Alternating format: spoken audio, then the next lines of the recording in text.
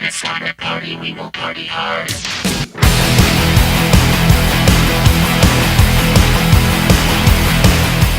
Alright, this is Madcap Music Review. We are here with the man in white, Mr. Andrew W.K, also synonymous with the King of Partying. Thank you very much. How you doing, brother? I'm doing very well, and I was going to say, the man in white, it might be, off-white at this point, maybe a tarnished gray, perhaps even a beige, or my clothes aren't that clean. I'm just noticing, especially, I guess the sides are a bit brighter, but I'd say the man in filthy white on a night like this.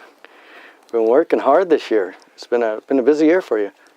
I can't complain, really. I'm very thankful to be doing anything at all, to be active and to have the chance to tour and play all different kinds of shows. I mean, it definitely keeps me entertained, as an entertainer, someone that's trying to provide other folks with some kind of stimulation and something exciting. I also am thankful to be stimulated by my own life, and to be excited and surprised. So it's definitely been a very thrilling and surprising time. So going back to your roots, I suppose, born in Palo Alto, but raised in Michigan, and then you start your music career, and while most people would probably go to Hollywood or LA, you go to New York. What was the thought process behind that?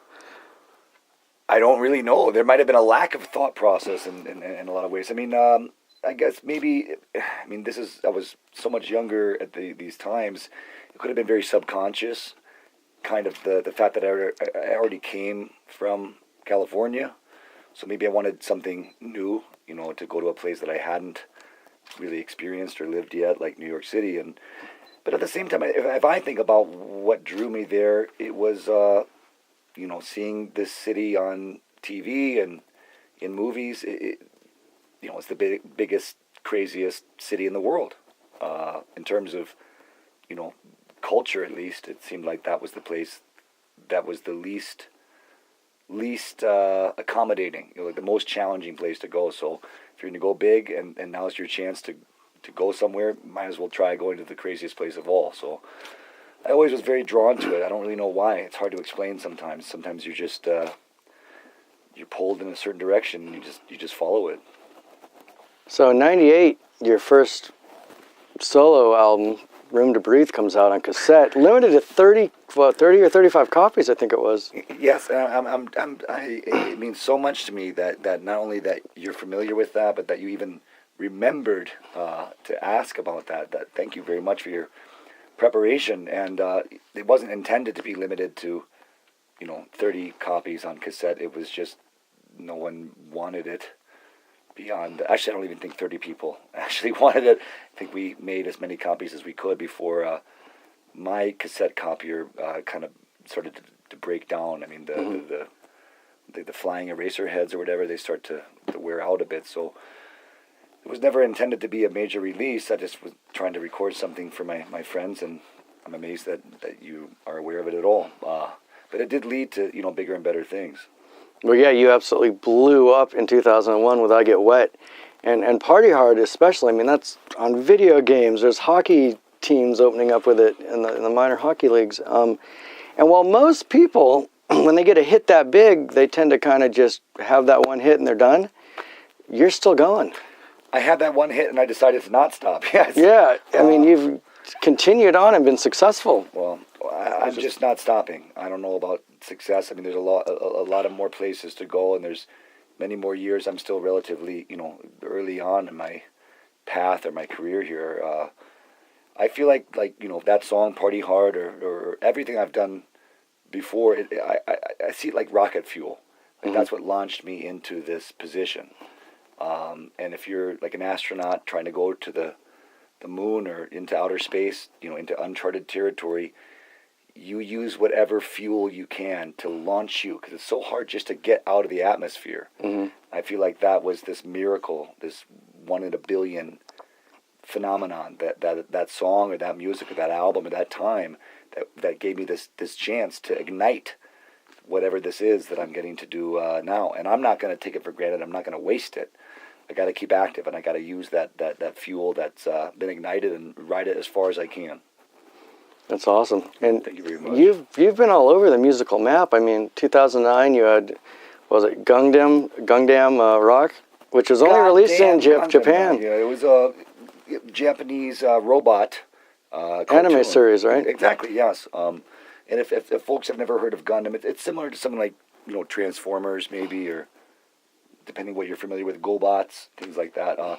It's a giant robot that's a mobile suit. Actually, it's controlled by humans. But if you look it up on the computer, whatnot, just GUNDAM Gundam, and the actual company that's in the U.S. run by Bandai, but in Japan run by a larger corporation called Sunshine. They were having their anniversary. Yeah, 30th. That's exactly right. It was a big deal, and they wanted someone to do a rock version of their songs. I mean, and they're sort of like soundtrack songs, theme songs, soundtrack songs. There's nothing really like it I can compare it to in American culture, but it's very relatable despite that. And I was again just very honored to be asked, and I hope if anyone's out there that's already familiar with Gundam and those songs, I would like you to hear my humble offering, my versions of those, because I really tried to stay very true to the original arrangements and enhance them where necessary, but also just to stay very true when it was respectful. And having a physical copy, I know it was released in Japan only. Is there any shot of it being released over here in the States? I mean, anything's possible at this point. There's really no plans. I think because like most folks that really would want it have probably already downloaded it. Mm-hmm. And if you want the physical copy, because there are like liner notes and all that. Yeah, that's what I grew up on. I love having. I mean, I do too. I like physical objects, I guess. But I'm hoping that even on YouTube, to be honest, when I'm in the mood to listen to that, I go onto YouTube and I put my headphones in and I crank it and I listen to it on there. So that's one of the things I really appreciate about this day and age is that it's out there, and if you want instant access to it, it's there. And if you want to actually own it, there's ways to do that. I don't plan on releasing it. It's more like up to Bandai, to be honest, if they want to do a U.S. version of it. But I'm up for it. Yeah, absolutely. And then 2009, tell me about Repentance and working with a legendary Lee Scratch Perry and producing that album. Well, I mean, where do I even begin with that? I think about that probably every day. He's a master. And I don't just mean a master musician or a master artist. He's a pioneer, and of course, reggae music and dub and just sort of contemporary culture. But beyond that, he's a master. He's like a master human. Yeah. Lee Scratch Perry is someone who... He's got that zen down. That's exactly right. I mean, just to be in his presence, just to watch him go throughout his day from riding in a car. Like, it was amazing to see how he rode in a car. He occupies a very unique space, and that's what I would hope anyone would appreciate getting to be around someone like that, is just seeing how they live, and that's the most inspiring thing I can take away from that is, I mean, when I was working with him, he was already 72, almost 73 years old, and seemed actually even more vibrant, even more evolved, even more inspired than people that are, I don't know, 1/3 of his age. Sure. So I was very motivated to just soak up whatever vibes, whatever power he has, and apply it to, to existence in general. And then otherwise just serve him and serve his vision. And I could have worked on that album with him for another 6 years, let alone the, 6 weeks that we had to make it. But, there's no one else in the world like him. And in that way, there's no one else like you. Or like me, or like anybody. Everyone's singular, and he really... right, individual. He really embodies that. And then there's 55 Cadillac, which just, I mean, you're all over the map. You've produced a lot of great albums. You've done reggae, you've done rock, and then you've got a whole instrumental piano album. I know you were classically trained as a pianist. Well, traditionally trained, yeah. Traditionally, yeah. Basic piano lessons. The 55 Cadillac album. One of the main reasons for making that album is I had got this great car at that time. It was a 1955 Cadillac limousine, and I wanted to, do something with it. So it's hard to make a car into an album, but you can make an album about a car. So the car kind of reminded me of a piano, in that it was this, overly, like a grand piano is this really, compared to like a guitar or something. This grandiose, shiny, just exactly piece of machinery that just big is black beautiful. object, capable of a lot of inspiring feelings, and I try to combine those two things and make up an album kind of as I went along, kind of like when you're driving and you don't know exactly where you're going, you're just going to go cruise, and on the piano you can just kind of cruise on that keyboard and just see what happens, and the pleasure, the feeling of just sitting and playing this big beautiful instrument is very similar to me as driving this big beautiful car and seeing where it takes you. I mean, it kind of takes the lead. Sometimes the instrument pulls you in its own direction, where it wants to go, just like a car sometimes can take you places that you wouldn't otherwise expect to go. Sure.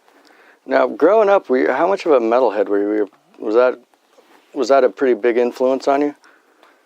Well, I always liked, just very energizing feelings, I guess, or music. I guess music that was meant to stimulate people versus pacify or calm them. I just never really got that kind of comfort from, I don't know, the arts in general, in a way. I mean, even very quiet music or very... You weren't rocking out the Carpenters and chilling out? No, I find them very stimulating, though. Again, I don't find that... I think their music is meant to be very stimulating as well. I think most of the arts are meant to engage people and provoke them in some way. Convey a feeling. Exactly. Yeah. And that's stimulating. When I think of like passive, anything like I don't know, like taking a sedative and drinking warm milk in a just bath or something. Something just bland and yeah, and or comfort. I get comfort from my family and my friends and things like that. If I'm going to listen to music, I want something from it, not the opposite. I don't want it to remove feeling from me. I want it to add feeling to me. And once I found out about rock music and then heavy metal, it was just like this thing that was designed to make me feel something, anything, and it was very addictive to me and very, very satisfying. In fact, I appreciate it and like it more now than I even did 20 years ago. I've much to my own surprise, I wouldn't have expected that, because a lot of my friends, I guess they describe it as they grew out of it, or they don't feel like they listen to it and it doesn't connect with them. I'm actually more stimulated and excited by the metal albums, like for example, Napalm Death. They get me more excited even now than it did the first time I heard it, which I'm extremely thankful for. I am very grateful to have anything in my life that can make me feel like that. And to have listened to, for example, the album Harmony Corruption for, 20 years pretty much. That's incredible. I've listened to that album more than any other album. Oh, really? By anybody. Wow, okay. And I feel like I could do anything. I feel like I could run, 2 marathons. I feel like I could run through that wall. Right. I might get injured, but I would do it with, a lot of enthusiasm. Yeah, you've got that adrenaline going. Absolutely. And to have something like that you can call upon that's so reliable, I wish that for everybody. I hope everybody has something in that in their life that makes them feel like that. And the reason I ask is none other than the legendary Black Sabbath invites you to come out and be a DJ for their tour this year. So knowing that you're going to be providing, the between-time music, entertainment music, however you want to say, for a legion of devoted metalheads, rabid fans that have been fans of this band either since 1970 or they just worship at the altar of Sabbath. How did you go about picking the songs and knowing what you were going to play and That's a great. Believe me, it was a great question. In terms of trying to balance my own personal tastes. Yeah, with also what the audience would want to hear and picking songs that hopefully that we would both like and There were a few times where I played songs that were a bit too, I guess, too intense, where I got feedback from the higher ups that was too much. Right. More like grindcore stuff or death metal stuff. Oh, okay. But I did manage to find a happy medium, and there's so much music out there that it was actually the hardest thing was having to say like, oh, I'm not going to be able to play that today. I'll play it tomorrow because there's just not enough time. I had 45 minutes. You know what I mean? Did you have to go into like a heavy metal coma of research before you even started that gig? Did you have to like go through everything like Deep Purple, Sabbath, Dio, Priest, and then just go through all their discographies, all their albums? That's really mostly what I focused on. Actually, that's amazing. Did you see my playlist? No, I didn't. I didn't see it at all. That was really actually I'm a big mostly metalhead, what it was. The hardest thing for me was to not play all Judas Priest, because that's probably the band that I most wanted to hear, that I thought the crowd would want to hear, and the most I think I ever played was 3 songs in one 45-minute set, 3 Judas Priest songs, but then I would, I figured that people would be like, what, that's the 3rd Judas Priest song, why can't we hear something else? So then I'd play a Dio song, or I'd play, a Rainbow song or something, not with Dio, maybe with the, what was the other, Buxton, was that his name? Graham Buxton? No, oh gosh, God, they've had so many singers. Who was it? Well, I'm thinking of the guy from... Since You've Been Gone. Oh, yeah. Since You've Been Gone. Yeah. Is that Graham Buxton? Is that his name? I'm drawing a blank. I should know. I kind of lost track of them after Dio left. They got a little more poppy for my taste, I suppose, in the 80s. I mean, they had some good songs, Street of Dreams, stuff like that. It was all right. To me, I mean, there's so much amazing music out there that was the hardest part, was actually trying to pick and choose with this extreme wealth of, like a surplus of music. You've got bands like Saxon, Diamond Head. I played Saxon. I played Diamond Head as well. Slayer, Metallica. I mean, there's so many genres Slayer, of metal. A lot of Metallica as well, and it's funny when you're just DJing music for people. You just hope that they enjoy these songs, and I was just rocking out, and then got to see the greatest heavy metal band in the world take the stage. You Absolutely. know what I mean? It was just unbelievable. I can't believe that even happened. I'm still processing that, It was actually just a couple months ago, so I'm still realizing that even occurred. And if that wasn't crazy enough, Marky Ramone calls you up and wants you to start playing with him and kind of rehashing the Ramones for people that perhaps had never gotten a chance to see the Ramones. Yeah, exactly. Well said. I mean, that's what Marky said, and I'm one of them. I've actually, they played several times in my town I grew up in Michigan, in Ann Arbor, but it was either an 18 and over show, if not a 21 and over show, and I just, I wasn't, by the time I moved to New York, I wasn't even, 21. I was 18 when I moved away from that town. Right. So, like many people, I never got to actually see them before they retired in 1996, and Marky's taken it upon himself to keep these songs performed live. And somehow or another, he gave me the chance to sing the songs for him and for his band, that plays these tunes. And I actually just came off that. In 3 days, I'm going to the UK with him to play shows in London and Scotland and Manchester. And it's unbelievable. I mean, that's just, again, the power of the music is so extraordinarily strong. It's so incredibly strong. That just getting to be in the presence of it, right, is it's life changing. It makes me a better person just being around that music, being around Marky. I mean, you've been around some of the greats. I mean, Lee Scratch Perry, Ozzy, and the guys in Sabbath. I know. It Marky. Doesn't make any sense. There's no reason that I should be able to have these experiences, but just so people understand, and even so that I remember this, I don't take it for granted. I'm baffled by it. I think I'm more amazed and confused about it than anyone else. But I'm trying to absorb and take as much as I can from it and put it to good use, for me and everybody else. And you're working on a book, I hear, of like a party encyclopedia or whatnot. Yes, the Party Bible. Party Bible. This is my first ever book, and it's about partying. And your philosophy in partying, I think some people might misconstrue it as like, oh, go out and get wasted and do 5 rails of coke. Oh, no? Oh, it isn't? Well, I mean, if you want, I took it more as just kind of living each day and making the most of it, perhaps. That too. So it's kind of just everything. That's the great thing about partying. It really can be whatever you want it to be. Whatever floats your boat kind of thing. Absolutely. It's about being in a state of joy and in a state of celebration. And I would never tell anyone exactly how to do that. It's more about trying to create the opportunity to do that for yourself. So hopefully, everyone has their own way of having fun. Obviously, my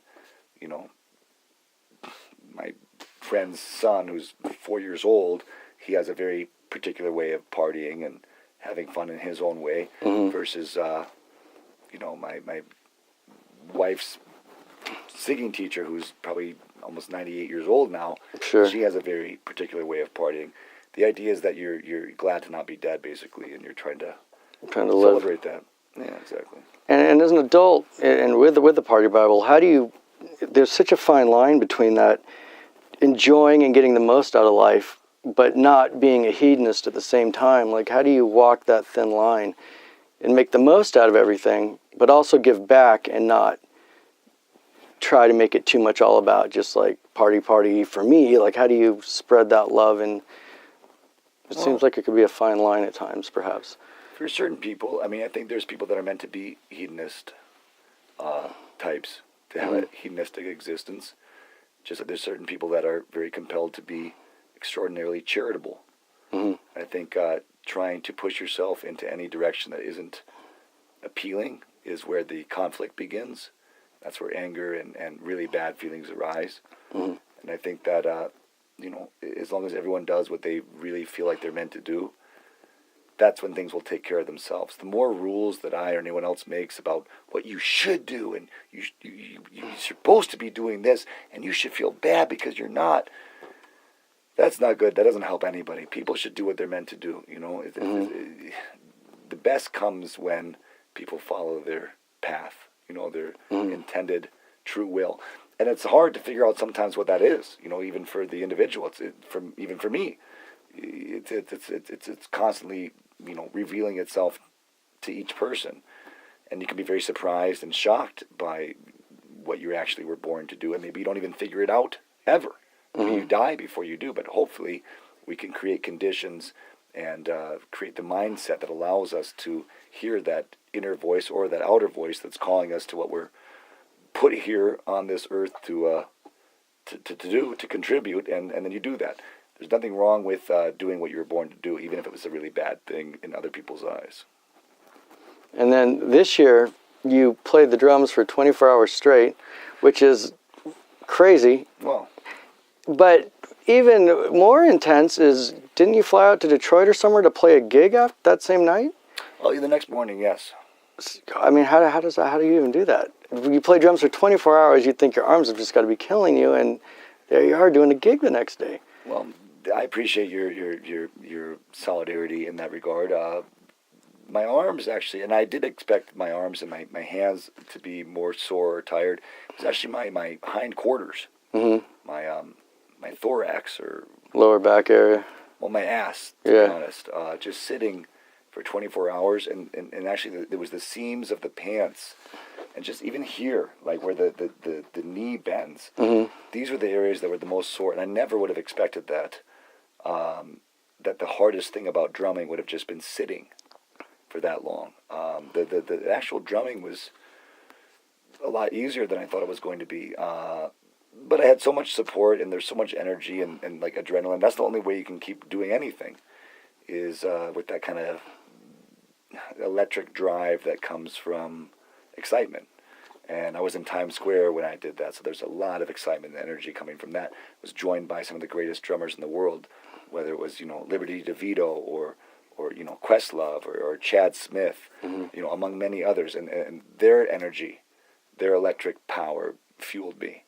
And then to go to Detroit, one of my favorite places in the entire world, and play a show that was, it's not that hard. I always think about like people that have done things that are truly challenging, like, I don't know, fighting in a war or climbing Mount Everest, perhaps. Or yes, exactly. If they can do that, then I can play drums for a while and then go have some fun playing another show. So, it's mind over matter to a degree, but it's also just not that hard.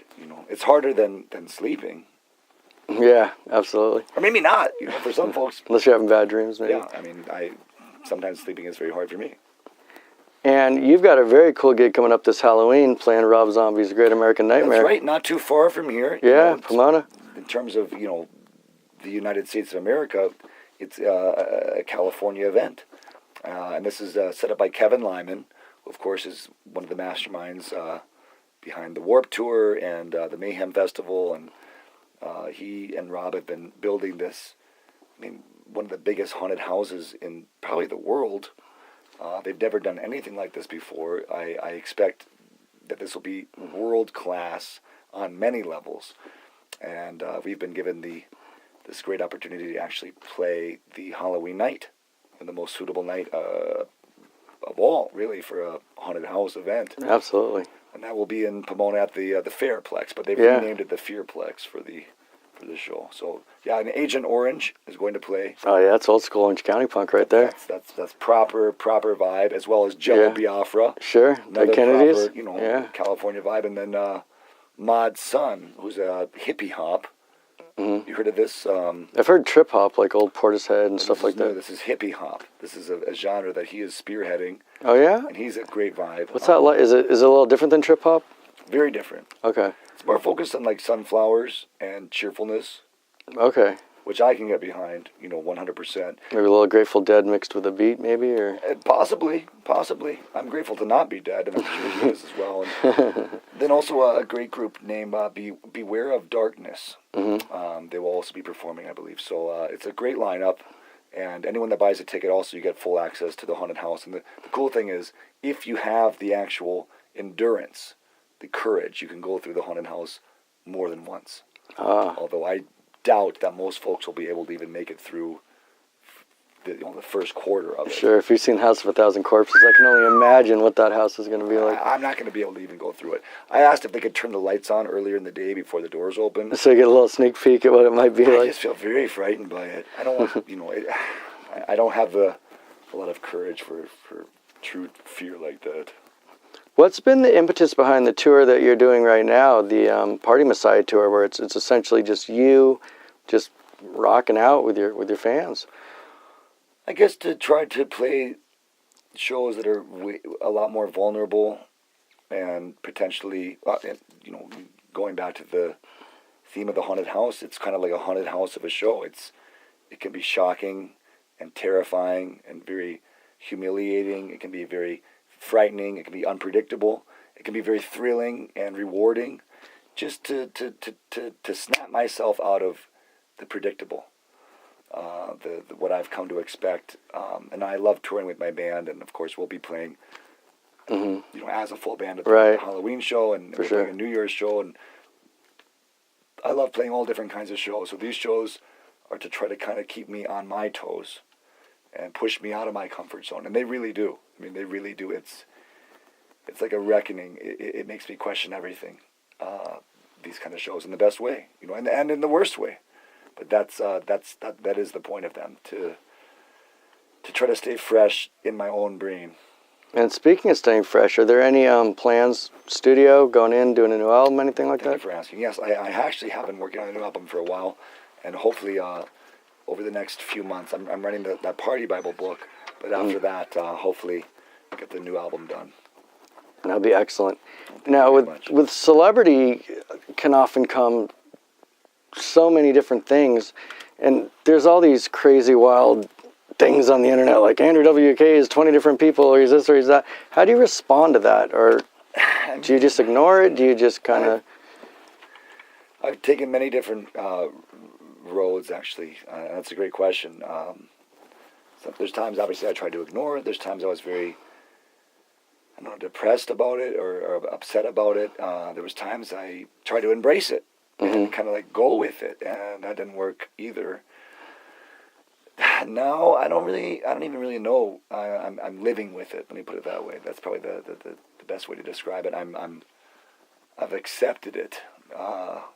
Not to say that it's good or that it's right or it's true or anything, but just that I don't want to fight it anymore. I don't want to go along with it. I don't want to waste energy on negativity when you could be Yeah, or maybe it's like it's meant to be in its own way. I tried to. It's like, why do people have to die? You can get very angry about it. Mm-hmm. You can get very depressed about it. You can go along with it, even though you're not fully accepting it. It's just something that it exists, and I don't really feel like I have to have any feeling about it. It's there, and I try to let it be. Very good. But I appreciate the question. I mean, believe me, I've thought about it a lot myself. Now, I know for you being so into just evoking that feeling, with your music, there's always that one song or several, that will give you that goosebump moment. One of them for me is Don McLean's Vincent. That song's just so beautiful and just touching. Is there a song for you that does that? That without a doubt, every time you hear it, it's going to bring a tear to your eye or just give you the chills, even if you've heard it 30 times in a day? It just... Oh, absolutely. Yeah, I mean, fortunately, I feel very lucky to have dozens and dozens and dozens of those songs. I mean, right off the top of my head, I don't know, Gershwin's Rhapsody in Blue. Mm-hmm. That always makes me feel like that. Because one of the first songs I ever heard when I was much, much younger, like 4 or 5 years old, and my dad was already really obsessed with that song, and I played a little bit of it tonight, actually. A little bit of In the Light, too, from Zeppelin. That was cool. That's right. Well, yeah. Very good for you for noticing that. Yeah, that was sweet. That's one that does it, too. Yeah, oh, totally. But again, there could be even hundreds of songs that do that for me, and I hope that actually every song that anybody likes makes them feel like that. I mean, why would you listen to the song otherwise? Right. I mean, other ones, I mean, pretty much every Bach song, every song by, Johann Sebastian Bach, the senior J.S. Bach, mm-hmm. he was just in touch with that feeling at all times, and he really worked very hard to communicate that to his pieces and to the listeners. Pretty much every Dio song on Holy Diver. Yeah. Every Black Sabbath song on Sabbath Bloody Sabbath. Sure. Every song on Napalm Death Harmony Corruption. Every obituary song on Back from the Dead, Cause of Death. Well, probably actually their whole catalog. I mean, probably every like Anne Murray. Yeah, something about Songbird kind of. Well, Songbird, yeah. That one, I don't know. How does that go? I can't. I know, right? I don't know that one. I know the lyrics. It's got that melody. It's almost like Chicago. When you hear the Peter Cetera Chicago, you might not know the words, but it just makes you feel all like, wow. I feel motivated and happy. I don't know why. Yeah, it's a cheerful feeling. Yeah. That You Needed Me, that song? Yes. One I get that feeling from more personally. Mm-hmm. Because it's just more, more emotion, the way that I can relate. All of Jimmy Webb's songs, all of Richard Harris and Jimmy Webb, all of Glenn Campbell's songs that he did with Jimmy Webb. What else? All of the Carpenters, main songs, except maybe, I don't really like that, On Top, Stand No Salvation. No, Looking Down the World, yeah. I like Solitaire by them a lot. I like... all the stuff that she did, all the Burt Bacharach stuff. I like all the Isley Brothers music. I mean, we could get into... Yeah, it just goes on and on and on. I get you. All Michael I feel Jackson's music, all the Judas Priest songs. Every single Judas Priest song. Maybe not the Jugulator album as much. I'm not as familiar with that. Yeah, I kind of jumped off the radar with them when Halford left. Because, I mean, how do you do Priest without Halford? Well, I always thought... There could be great songs there. I don't know. I know, same here. Lungfish, if you've never checked out the band Lungfish. I haven't. Every song by Current 93, every song by Baby D. It just goes on and on. Celtic Frost, To Make a Theory on the entire album is like one song. Every Ramones song, you know what I mean? Mm-hmm. Every Lee Scratch Perry song I've ever heard. Mm-hmm. That's the beauty of this creation that the gods have given us, this thing called music, is that it all is kind of like one song. Yeah. If it moves you, if you feel the emotion, then you're there.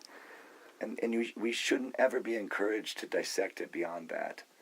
It's all a tool, it's a path, it's a channel to get to that feeling, that good feeling. And if you can use it and get there, then cherish it, And then finally, in keeping with the true party spirit, you opened up a club in New York. A new club, was this about 2009 perhaps? That's right. And your research, but also your memory and your preparation, it really is second to none. And I appreciate that. Thank you. I appreciate it a great deal. Thank you very much. Well, what I found really amazing is, number one, it's a bitch to get a liquor license in New York. That's true. You go above and beyond and get a cabaret license, allowing you to stay up until 4 and keep the dancing going. That's true. So, I mean, you really keep the party going in New York City. That's got to be the place to go. I haven't made it out there, but I can only imagine what I hope that next time that you do, that you do come to Santos Party House, and this was, the architectural manifestation of my friends and I, our party dreams. It was the first brand new venue to open in downtown Manhattan in over 20 years. Right. When I say brand new, I mean a lot of places, because it's, like you said, so hard to get a liquor license and a cabaret license to be able to have shows and dancing. Mm-hmm. A lot of places they take over a place that already had it and they change the name. Mm-hmm. We built this place from nothing. You know what I mean? We built it out of a clothing store. Mm-hmm. Really, it's just a warehouse space, basically. An idea and a dream, and just came to fruition. And we're still pushing. I work on it every day. It's extremely, extremely challenging, and there's a lot of forces that have. They're not there to cancel your dream, but they're there to challenge you and to make you rise to the occasion. And New York City is, the very spirit of the city itself is to push you to your limit. That's why I say if you can make it there, you can make it anywhere. That's right. City that never sleeps or never stops partying. Both. Well, I want to thank you for having us out. It's been an absolute pleasure. Very much. Thank you for your great questions. And for all those out there that want to find out more about what's going on in the world of Andrew W.K, where can they find you on that? Well, I mean, the computer, Google Andrew W.K, or just AndrewWK.com, or Twitter.com/AndrewWK, YouTube/AndrewWK, or Facebook, Andrew W.K, ANDREWWK. Nobody works or parties harder than this man. Thank you again. Thank you very much. All right, brother.